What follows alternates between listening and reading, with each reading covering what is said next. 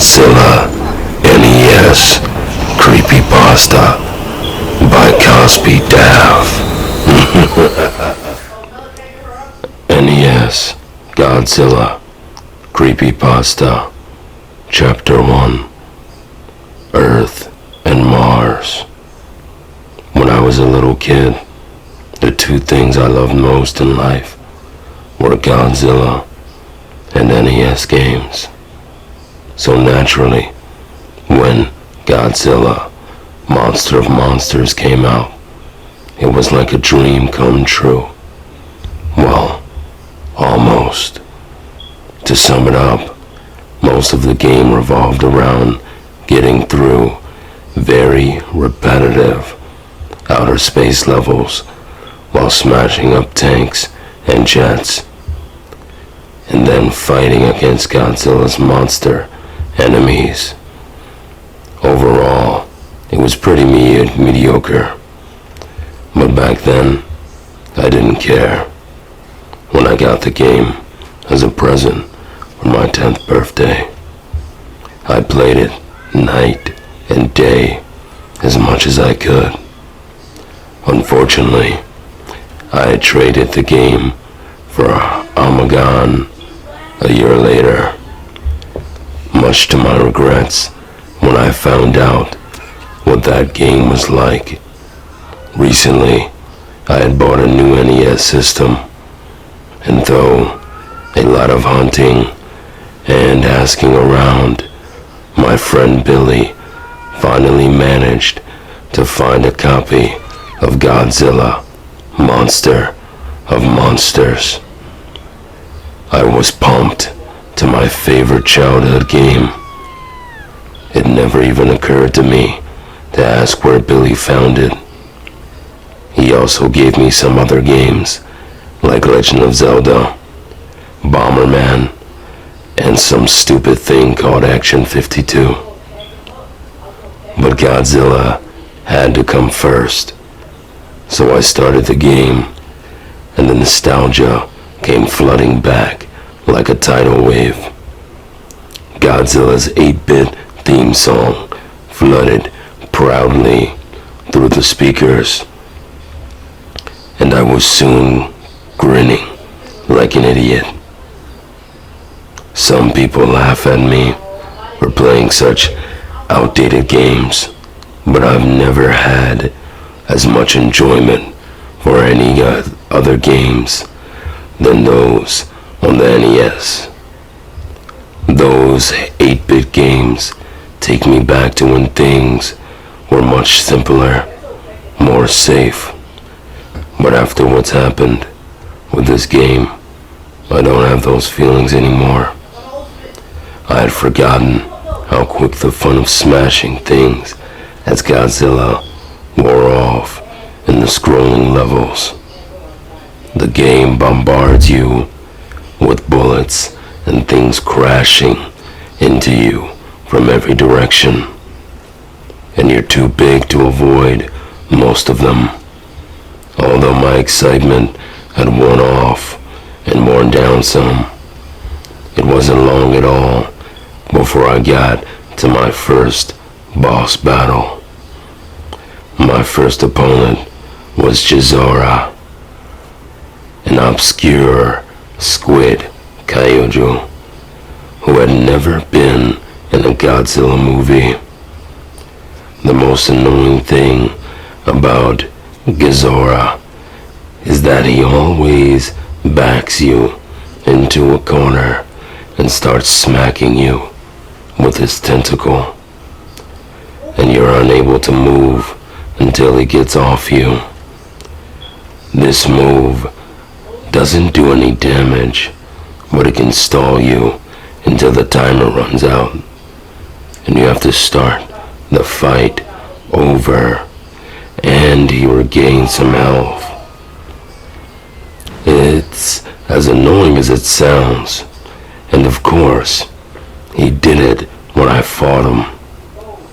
Only for some reason, this game caused the game to glitch up, because once he started smacking me, he never stopped.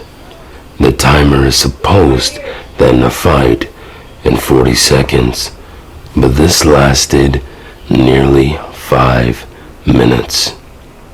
After a while, the graphics started to mess up, with little red blocks all over the place, which was weird, but I just took the game out, blew on it, and started again.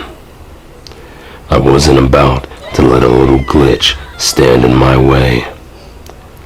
So I started again, and this time defeated Godzilla and the level's other boss monsters, Maguera, without any problems. So then, it was on to the next planet, Mars. I bruised around the board and found something unexpected. Where Varan's piece should have been, there was instead a piece representing Titanosaurus. There were only 10 kaiju in the game, and Titanosaurus was not one of them, or so I thought. Perhaps Titanosaurus was originally intended to be in the game, but was swapped out with Varan for some reason. So I began to feel very excited.